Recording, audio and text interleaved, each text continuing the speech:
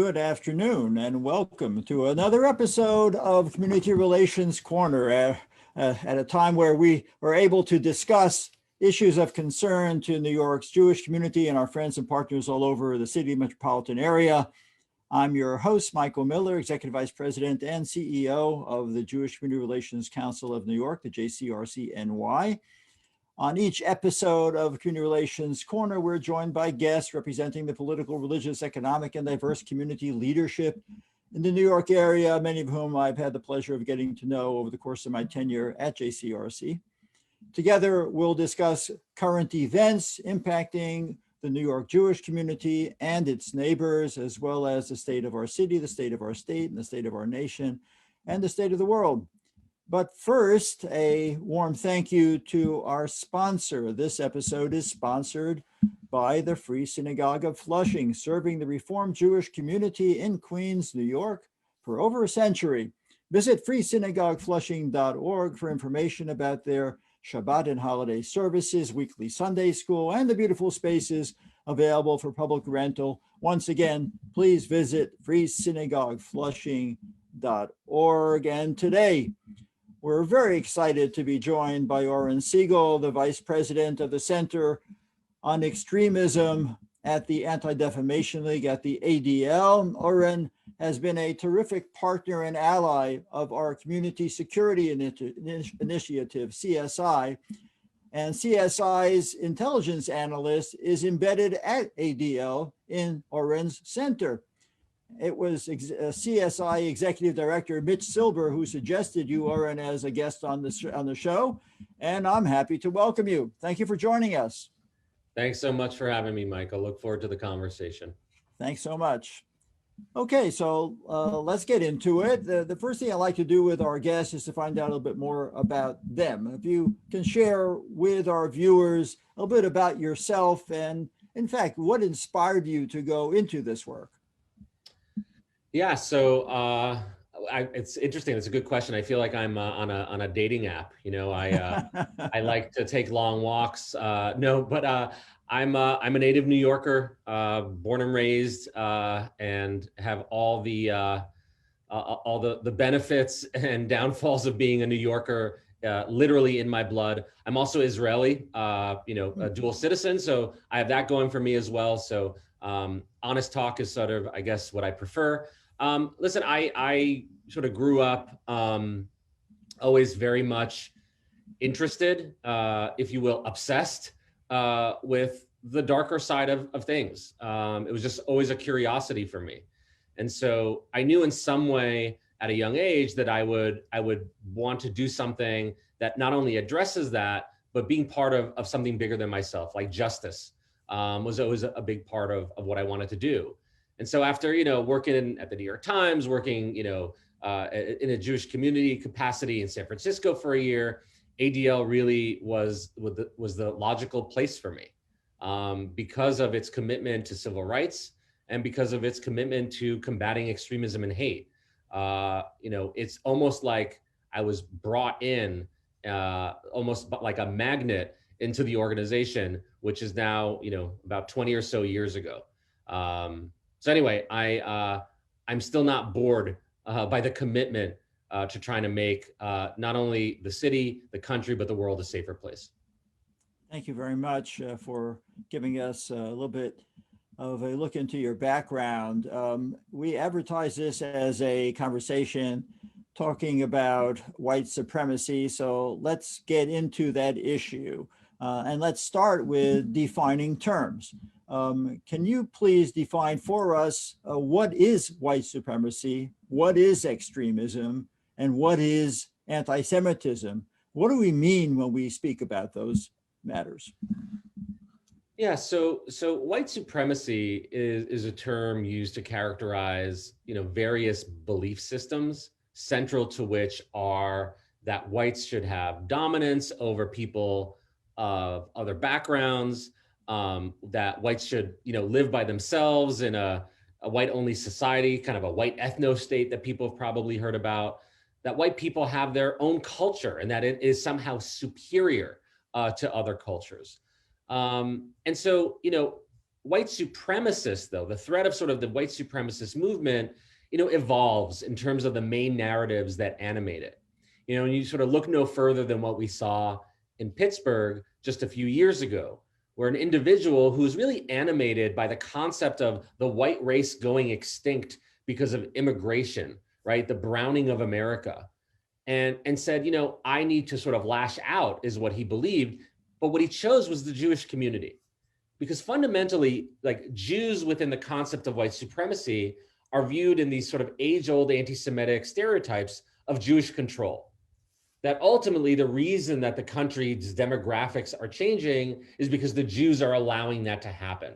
That's what motivated the deadliest attack in American history against Jews. But it's also like a foundational belief for white supremacists. Now, there are also white supremacist structures and systems in this country that is sort of separate from that. But when we're talking about extremist threats, that's the general definition.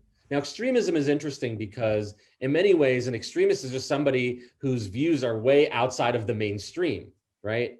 The way we tend to look at it are that it's, either hate or bigotry being part of a fundamental ideological narrative that animates a movement we consider to be extreme, or, taking on violent or militant approaches to their agenda. But, I have to just say, many years ago, people probably thought the abolitionists were extreme because they were just so outside of the norm. So extreme in some ways doesn't always mean bad, but in the context that we look at it, it's certainly those who are ultimately trying to undermine our democratic institutions. And the connection between white supremacy and anti-Semitism? Yeah, I mean, ultimately, as I mentioned, the extinction of the white race that white supremacists fear is due to a rising flood of non-whites who are controlled and manipulated by the Jews, right? So the idea of Jewish power, which is a classic anti-Semitic, canard, or the idea of Jewish greed, all those sort of classic claims about the secret cabal of Jews who are manipulating world events very much plays into the sort of white supremacist view of the Jewish community, and why Jews have been assaulted and attacked and the target of so much invective from white supremacists over a long period of time. But I mean, if you take a look at looking at our screens, my seeing myself, my seeing you, we're white.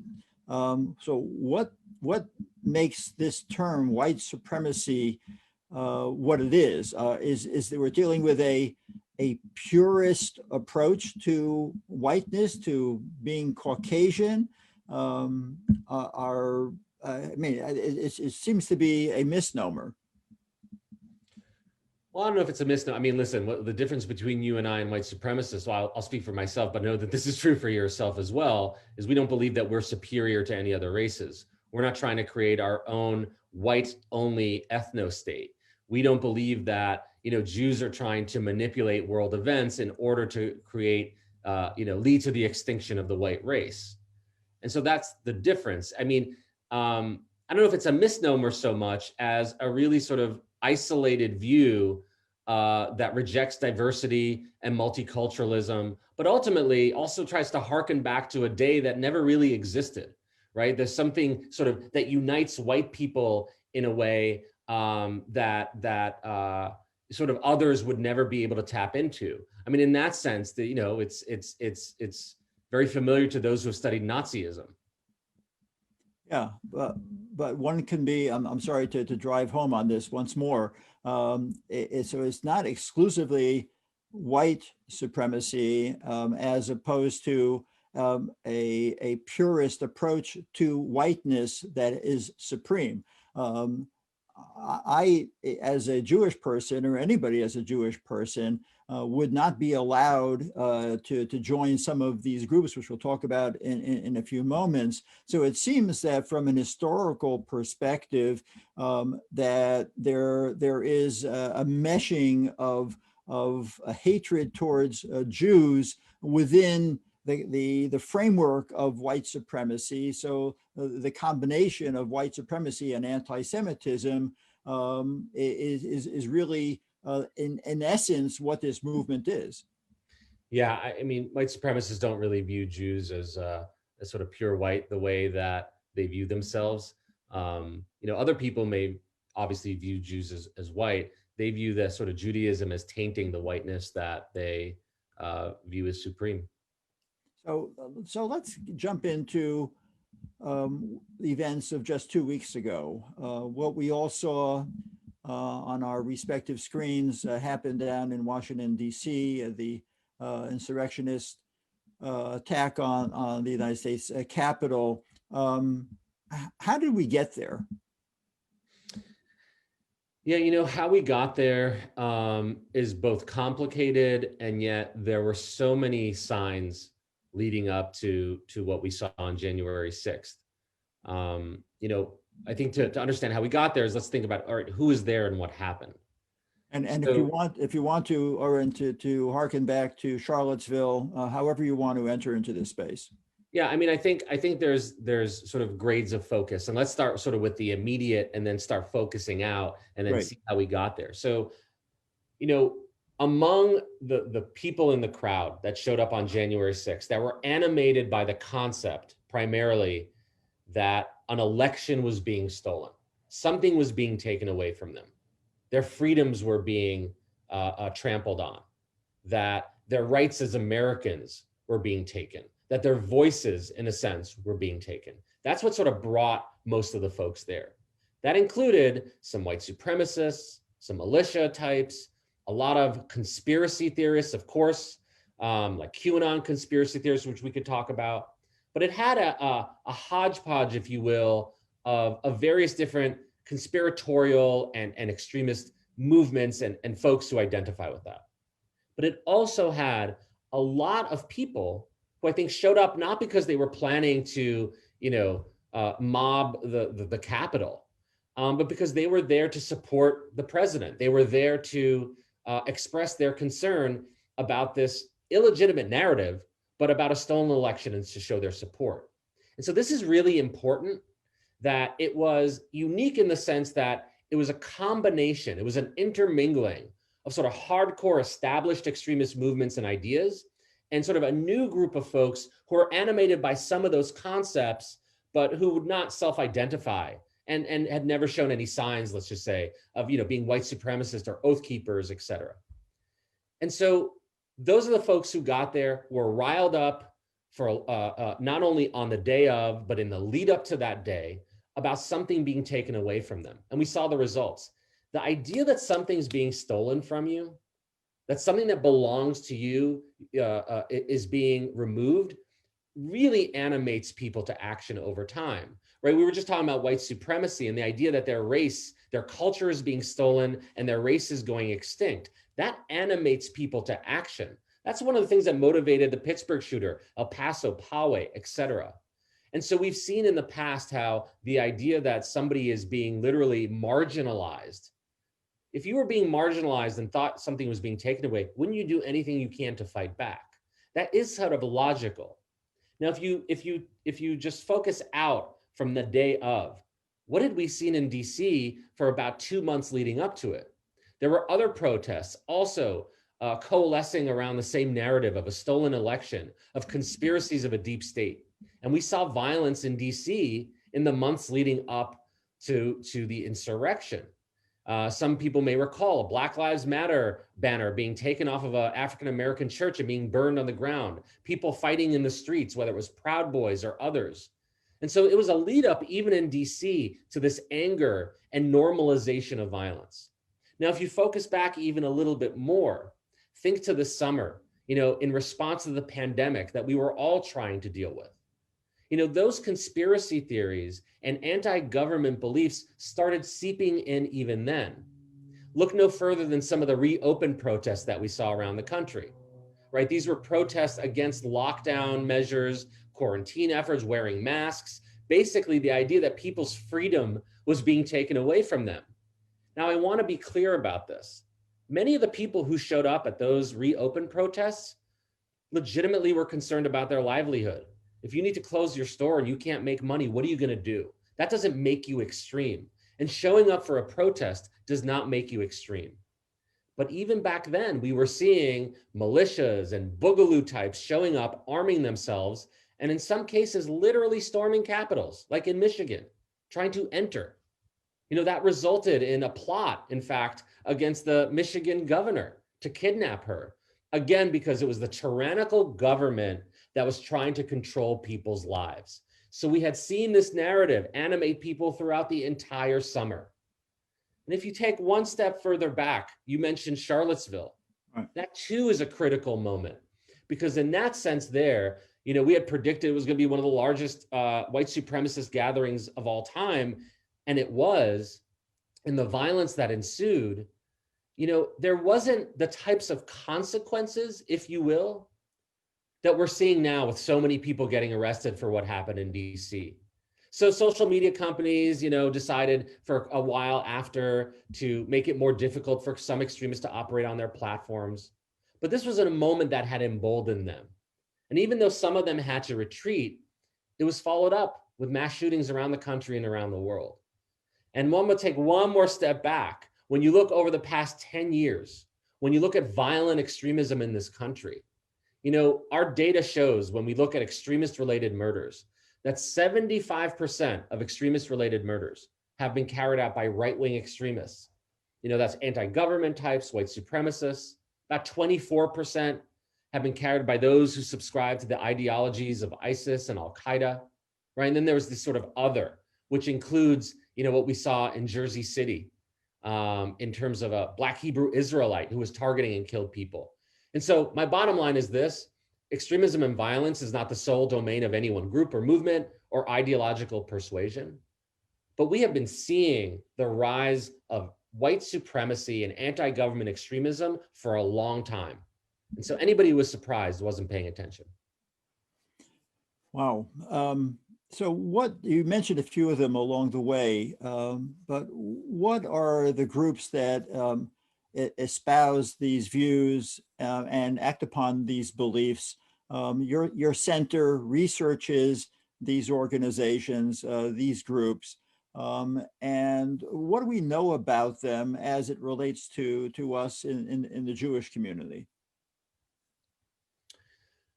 So, in terms of, there's a lot of different groups. And I will say this: most extremist groups, I would say it would be hard for me to think of too many extremist groups in this country that are not in some way animated by anti-Semitism, right? I mean, it's one of those sort of universal forms of hatred that tends to seep into extreme ideologies regularly. And so, in terms of what we know about the people who showed up, let's take, for example, QAnon.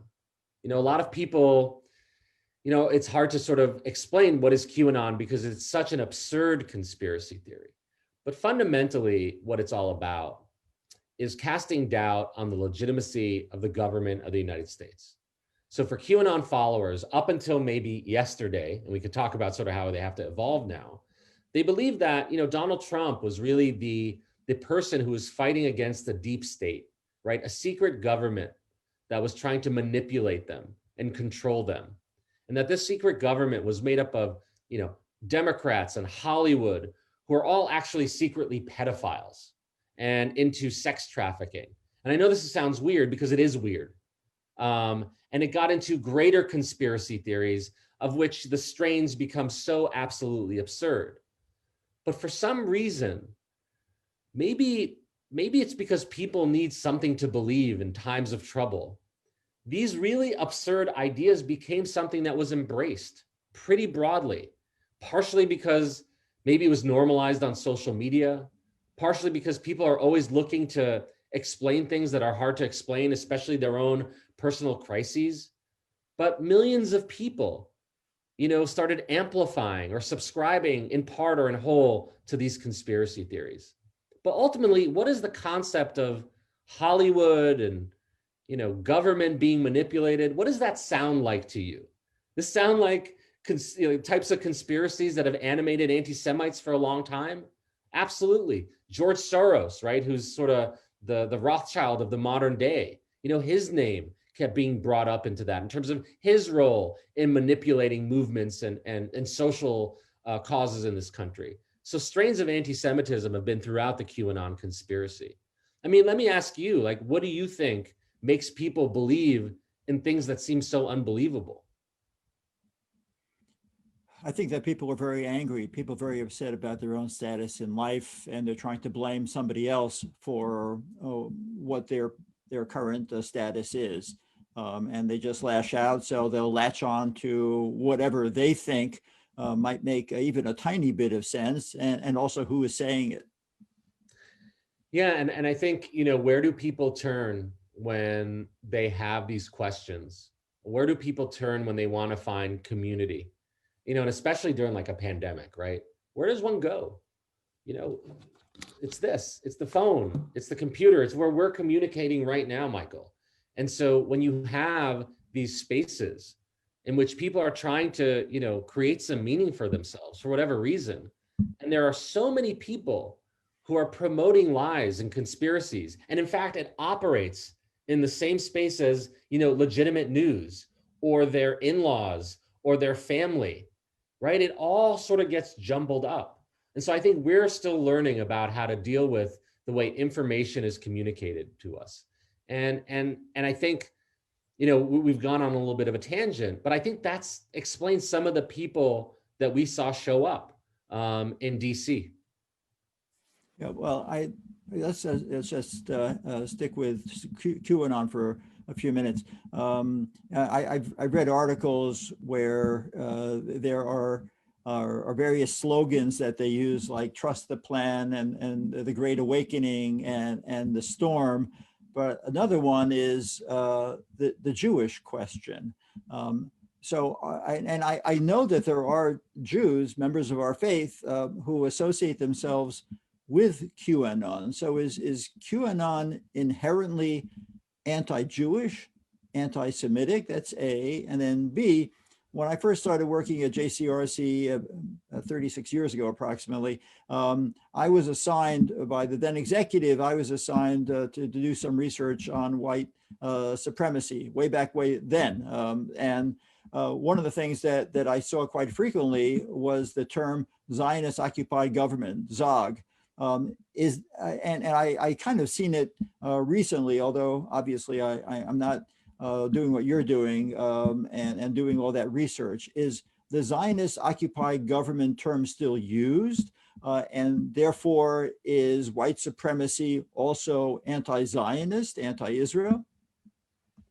Sure. So for the viewers and listeners, ZOG is a white supremacist acronym for Zionist occupied government, which reflects a common white supremacist belief that the U.S. government is controlled by Jews, right? Zionist is just another way, a word to replace Jews, but that means Jews. And so this has resulted in slogans like "Kill Zog," "Death to Zog," "Smash Zog," right? So these are, efforts to push back against what they view as Jewish control of the government.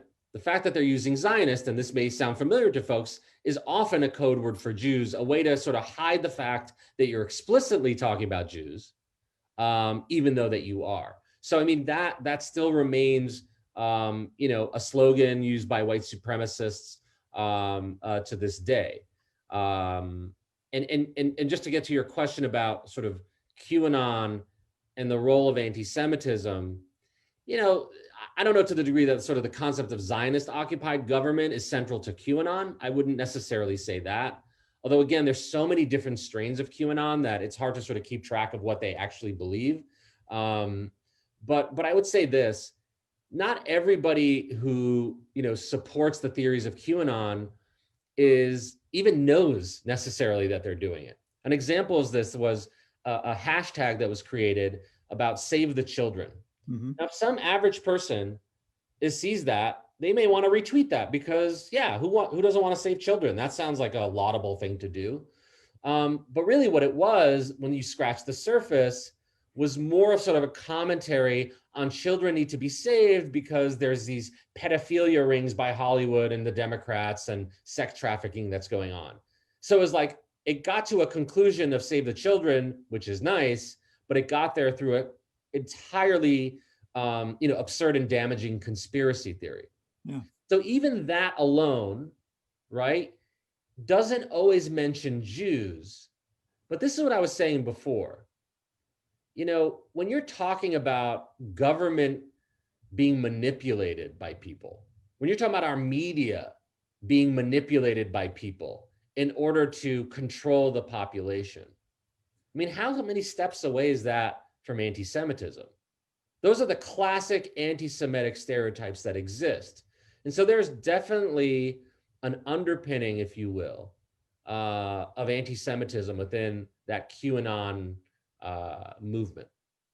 So within the diverse ecosystem of white supremacists and right-wing extremist groups, which ones are you, Oren, most concerned about in terms of their likelihood to commit acts of violence, and why? So,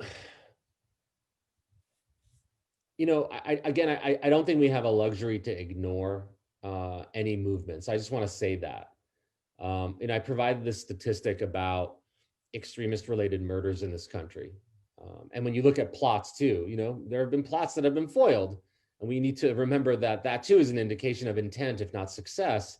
White supremacists of various kinds, I think, pose probably the most significant physical threat to Jews in this country.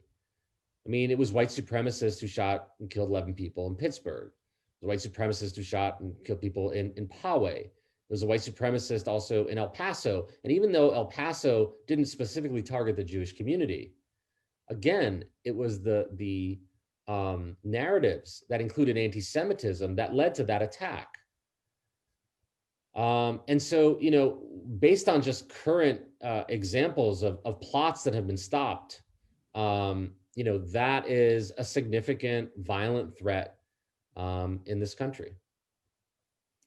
And here in the New York metropolitan area, is there data with regard to extremism here, and again, are living in this metropolitan, as many of our viewers are? Is there something to be very concerned about in the New York area with regard to these extremists? Yeah, I often get asked, like, do we need to be concerned in our community? And in some ways, let me try to give some good news, right? Because I know that this topic can be very frightening.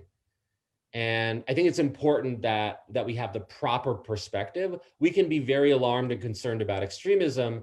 And I don't want people to have a takeaway where they need to, look over their shoulder while they're walking down Broadway either. But we don't have a luxury, to also ignore some realities. So in New York, for example, there are some extremist groups that exist. Actually one of the sort of organized groups, if you will, that attended the events in DC on January 6th was a group called the New Jersey European Heritage Association. This is just a white supremacist group, relatively small. People have probably come across them, if at all, through flyering that they do. We have various white supremacist flyering incidents around the city and in the tri-state area that we're tracking. You do have, some individual extremists who live here. New York is not immune from that. There's so many people here. But I think the broader threat that we're seeing is the normalization of hateful conspiracy theories that are often promoted by white supremacists and other hate groups. We're also seeing conspiracies that are fundamentally about undermining democratic institutions that are anti-government, whether that comes from, militias or QAnon conspiracy theorists. And those that operate in this online world, right, who are not going to that rally, that are not necessarily trying to break bread with those who are promoting these ideas, but who over time are taking it in on the various platforms that they're spending time on. Most extremist attacks in this country are carried out by people who are not affiliated with an actual group. Indeed, most extremists in this country are not affiliated.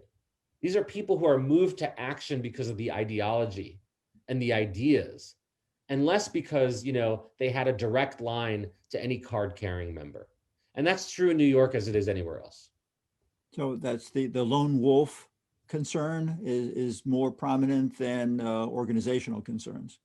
Yeah, I mean, again, you look at El Paso, Pittsburgh, and Poway, these are people who are not like a member of any group specifically. Same thing in shooting an African-American church in Charleston, South Carolina. You know, we see that sort of over and over, where a lot of times it's motivated by ideology and less by the actual sort of affiliation with others. Lone wolf is interesting because, I mean, do these people really feel like they're alone? Are they completely isolated? You know, it's something that we need to rethink, because so many of them are actually communicating with other human beings, even if it's over, you know, our you know, World Wide Web, right? Or, you know, some app or what have you. They definitely don't feel like they're alone. Let's put it that way. They feel like they're at the vanguard of a broader movement. But let's talk about that online space and the degree to which white supremacists and extremists utilize it for communication. What are the depths to which people in those groups or in that world, in that dark world, what are the depths that people go to code their messages? So, you know, in some cases, you know, creating a subculture around hate and disinformation and extremism requires sort of having an in crowd, right? People who sort of get the joke. And in fact, so much irony and humor is used as a way to sort of communicate these ideas, that sometimes you will have codes, whether it's a symbol, whether it's, you know, certain language that is used, you know, that is not sort of blatant. And especially, you know, to the degree that some social media companies are going to take action on the most blatant sort of commentary, like, you know, instead of calling somebody explicitly a Jew and calling them out, you know, they might put, as we saw a couple of years ago, parentheses around comments. So let me explain that. Yeah. It was called the echo symbol, where instead of saying, you know, if somebody wanted to attack me online and say, oh, that sort of Jew is doing so-and-so, they might just sort of put my name in parentheses to let other people know that I'm Jewish. Or they might take concepts and say the you know, financial industry, and then put parentheses around that to let people know that when they're talking about, you know, the finance companies, they're actually talking about Jewish controlled finance companies. So those are codes that are used sort of in plain sight to get around efforts to try to remove people or you know, mitigate those. But then there's just like a whole way that extremists communicate with each other. And I recommend people, you know, check out ADL's hate symbols database that has a whole lot of information on the tattoos and codes and symbols that are used and language that is used. I mean, any subculture builds its own sort of vernacular and style. And that's true for online environments, including those extremist environments. And how closely does law enforcement, you talk about your Center for on Extremism at ADL, what we're doing, having someone embedded in your department from our CSI, from the Community Security Initiative. Please fill our viewers in on the more significant role, I hope, that is played by law enforcement, both local, statewide, as well as national, in monitoring these groups, particularly online. Yeah, so, you know, I have a sort of an honor of working with, I think, the best investigators, analysts, and experts in the business of combating hate and extremism and anti-Semitism and bigotry. And to do that, you know, it's not just us collecting information on what these groups are doing, you know, their planning, their language. It's about using that to try to have an impact to mitigate the threats that they present. And so one of the sort of constituents that we have is law enforcement. You know, when we see something, we say something, as my subway tells me every day.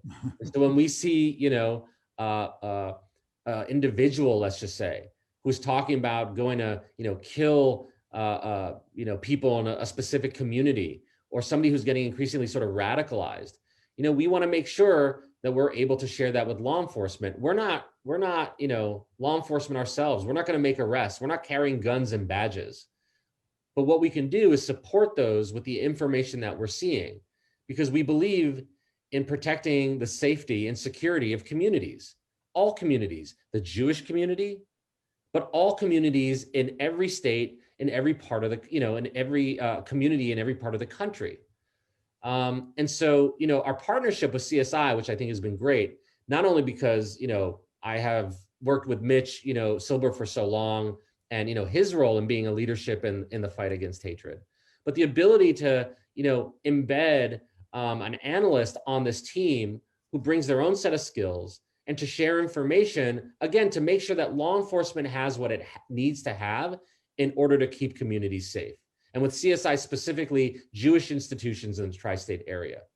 So for us, we benefit because we get a really super smart person who understands these ideas to sort of work alongside a stable of experts with over 150 years of experience, all in the effort of securing our community.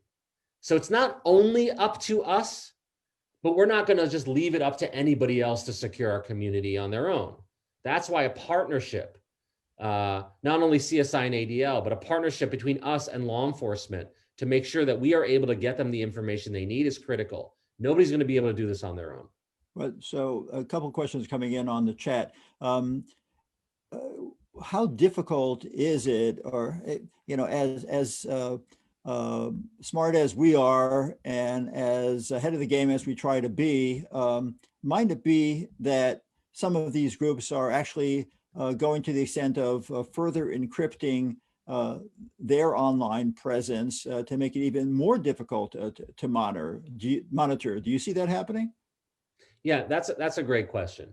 The more that the tech industry takes some steps to either deplatform or make it more difficult to have people express, hatred, anti-Semitism, incitement to violence, or use their platforms to harass other people, the more these folks have to find other places to go.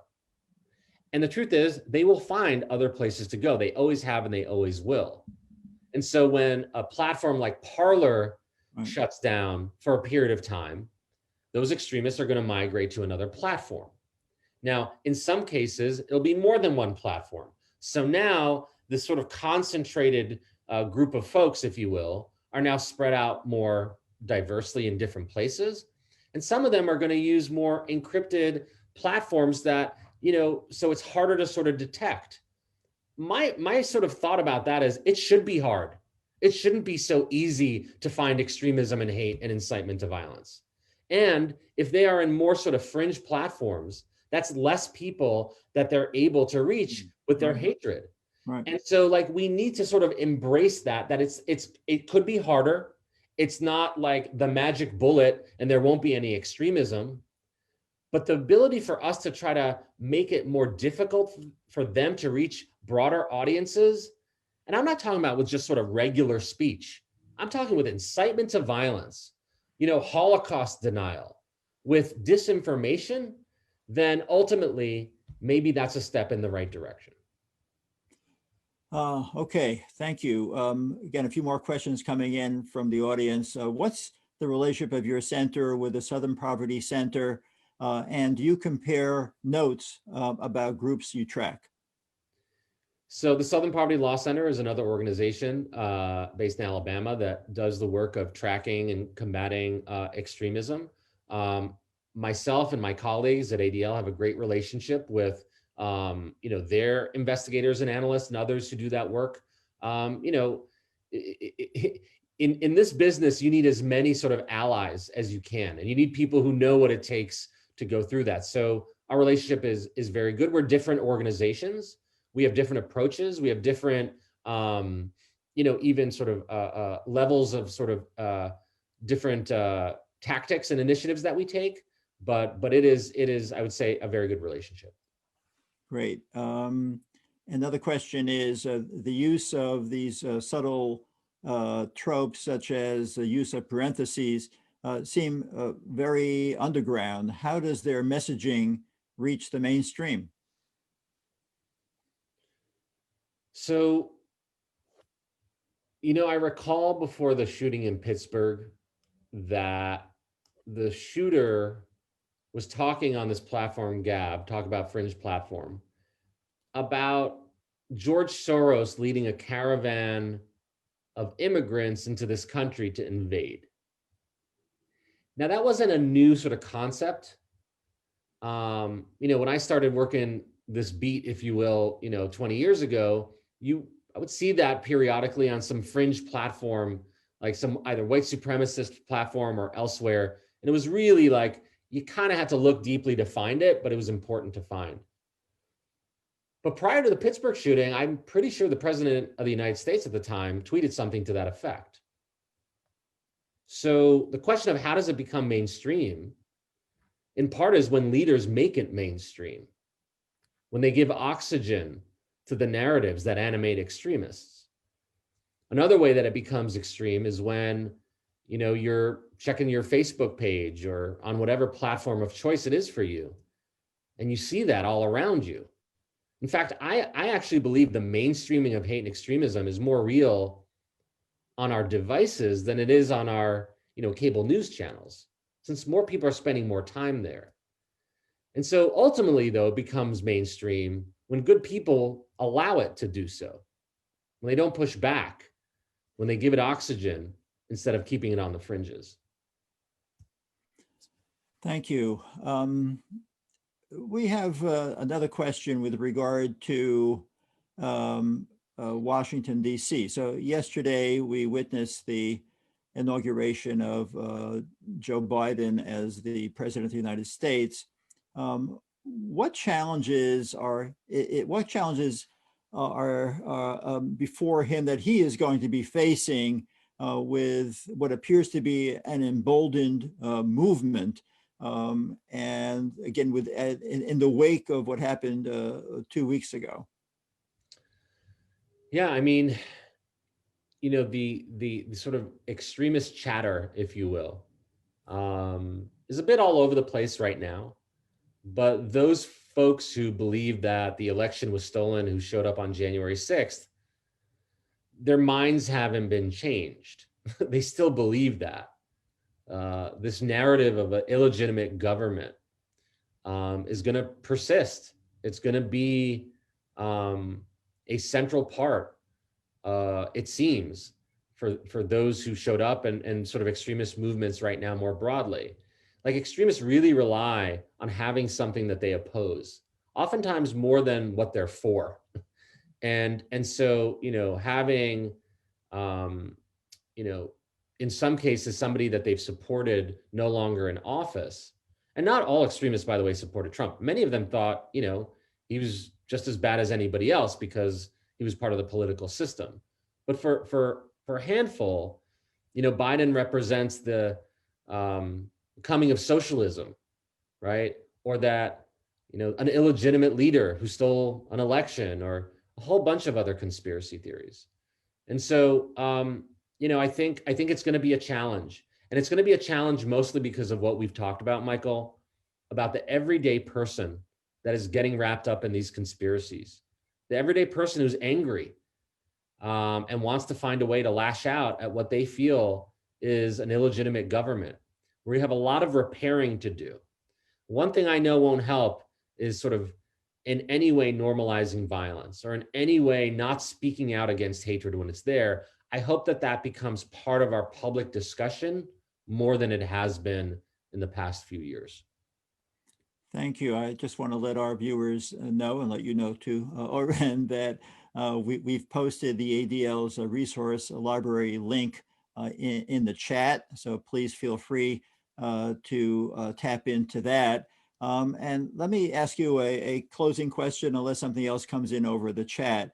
And that is, what is it that we as individuals, or we organizationally can do in fighting against white supremacy, extremism, and anti-Semitism? Is there anything beyond what the experts can do, such as yourself and such as ADL and CSI and a handful of others? There's something we can do institutionally or individually? Yeah, I really like that question, because this is where we, can really I think this is where the impact really lies. Like, listen, I think the work that ADL does and the Center on Extremism and CSI in protecting communities, in making sure that we're leveraging our expertise is super important. And there's successes there. And that's important. But at the end of the day, this is a battle of ideas. This is a battle of that is actually, I think, a lot closer to people in ways that it hasn't been before. I can't tell you how many times I've heard from either close friends or acquaintances, professional acquaintances that I've never really had a deep conversation with, who have reached out to me in the past couple of years and said, hey, like, I know somebody, my brother, my friend, or so-and-so, they're going down this rabbit hole online. They seem to believe this hatred and conspiracy theories. What do I do? And it's challenging. Like, what does an average person do? Now, I'll just name a couple of things. And everybody has to feel comfortable with what they're able to do. We can't tell people you have to do A, B, and C. We can provide menus for people to at least have options. And one is, this may seem simple, report what you see. If you see some anti-Semitism or what have you on a certain platform, and there's terms of services on those platforms, report it to that platform. Report it to ADL. If you see a anti-Semitic incident of vandalism, graffiti, or something like that, report it to ADL. Report it if you have to law enforcement as well. And here's why. It's not just so that, oh, now we know, thank you. Data speaks. The only way to resource to threats is to have the information to convince people that there's a problem. So ADL, we have a heat map where anybody can visit and see, what types of extremist incidents and anti-Semitic incidents have happened in your community. You can find it on our website. And the utility of that is not just to scare people about here's what's happening in your area. When you're speaking to Congress people, when you're speaking to elected officials, when you're speaking to business leaders, you tell them this is what's happening on the ground in your communities.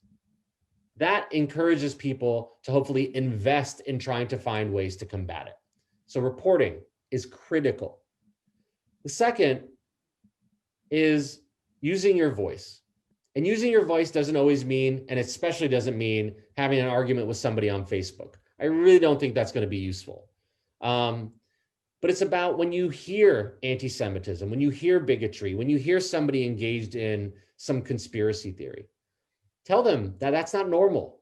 Try to explain to them that you want to be able to provide them an alternative.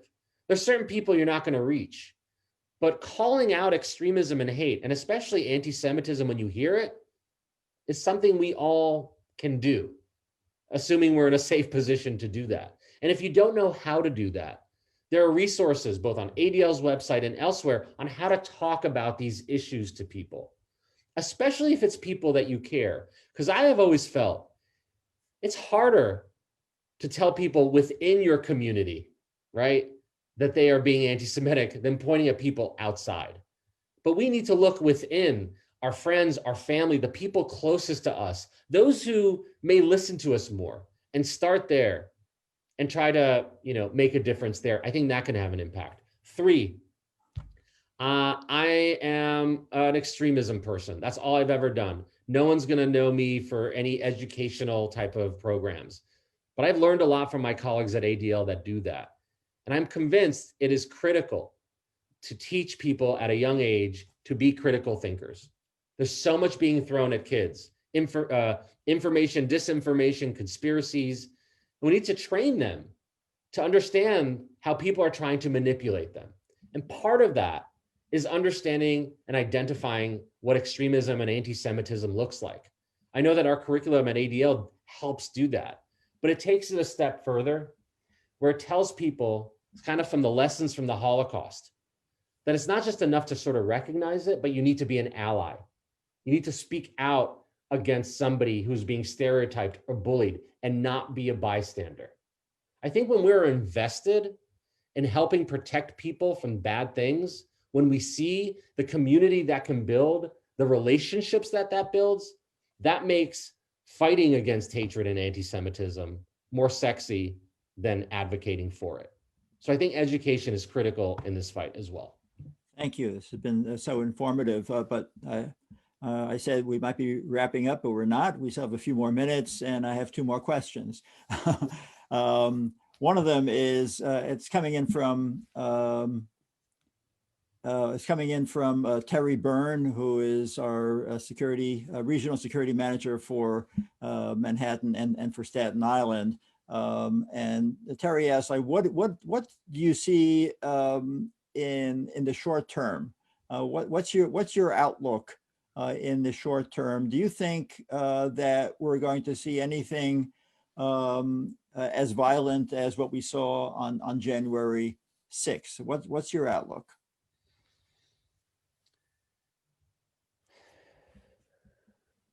Listen, there was a lot of concern after January 6th about the 17th and the 20th. These were sort of these dates, obviously the 20th being the inauguration, and there'd be violence around the country. And really what we saw is a lot of paranoia, that a lot of the extremists who have been advocating for action or glorifying the violence are actually a little spooked. They're spooked because a lot of people are getting arrested for what happened on January 6th. They also believe that any events that are being organized may be intentionally being organized as honeypots to get them in trouble. They're also having a little more difficulty communicating online. I mean, these are all in a sense positive, that they're a little bit on the ropes, but there's no doubt in my mind that these groups will find a way to regroup. They will find the platforms to communicate on. They will coalesce over ideas that make sense and develop new narratives to fit the day. Even QAnon is already struggling with this and finding ways to say that actually Biden is really still Trump. They just switched faces surgically. You can't make this up. But I'm saying they will find ways to reach in people with new ideas. And so, listen, I'm hopeful that in the short term things are calm, but in this business, you're always prepared. People are angry. People believe the election was stolen. People are still glorifying what we saw on January 6th. And so maybe it's not in DC. Maybe it's against the tech industry. Maybe it's against politicians. And by the way, Republicans who are viewed as traitors right now in a way that maybe they weren't before the last couple of weeks. I think this is a very target-rich environment for a lot of very angry people. And so I don't want to tell you the sky's falling.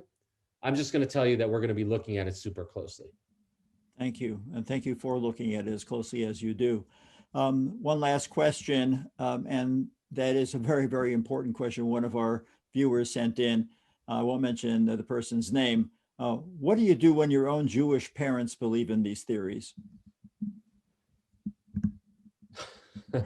Listen, there's a couple of things I don't get involved with, and that includes like domestic disputes between family members. I don't know what to tell you. There's an article that maybe I'll share with you, Michael, for you to disseminate at some point, that talks about how do you talk to a QAnon supporter. And it's not aggressive, right? It's not meant to be like, sometimes facts really don't matter in that discussion. Right. I think sometimes you got to let somebody know that you really care about them and gently sort of introduce them to certain ideas, and maybe it goes through. But I'm not a psychologist, but I know that a lot of people are struggling with that. Yeah, thank you. Thank you for your direct answer on that very, very difficult question. Our staff has also put in the chat the ADL heat map, speaking of resources on knowledge base, et cetera, from ADL. So what I'm going to do now is thank our sponsor again, and then give you one last opportunity, Oren, to put in your final word to our viewers. And this episode is sponsored by the Free Synagogue of Flushing, serving the Reformed Jewish community in Queens, New York for over a century. Visit freesynagogueflushing.org to learn about a wide array of programming, and the beautiful sanctuary, social hall, and meditation garden are available for rent when we could actually have people go to places. Visit freesynagogueflushing.org to learn about their Shabbat and holiday services and weekly Sunday school. Once again, visit freesynagogueflushing.org, and our regular shout out to their president, Ed Schauder, who's a member of the JCRC board, to their executive director and cantor, Alan Brava, and to Rabbi Jeffrey Gale. My thanks to our production team, the 3Gs, Chief Operating Officer Noam Gilboard, Program Coordinator Rebecca Grossman, and Executive Associate Jennifer Glick, who does tech for us. Thanks again to our CSI team led by Mitchell Silber as Executive Director and David Pollack as Chair. And now back to Oren for a last word. I just want to thank you, Michael, for having me. And I do, since you gave a shout out, which was awesome, I just want to give a shout out in particular to Mitch Silber and to our embedded analyst. So I don't know if I'm going to use her name or not. I don't know if she likes that, but I think that sort of partnership, and in particular, the talent that we've been able to have as a result of this partnership is critical. It's critical in fighting for and protecting the Jewish community. And for me, that's what it's all about. So thank you. Thank you very much. And we spent the hour talking about right-wing extremism. We're going to have to invite you back to talk about left-wing extremism as well. And I want to thank our audience for joining us live or for viewing us afterwards. Please be sure to tune in next week for a very special International Holocaust Remembrance Day conversation with Holocaust survivors Leah and Yehuda Evron, together with Gideon Taylor, President of the Conference on Jewish Material Claims Against Germany, the Claims Conference, and Chair of Operations at the World Jewish Restitution Organization, WJRO, and a member of the JCRC of New York Board.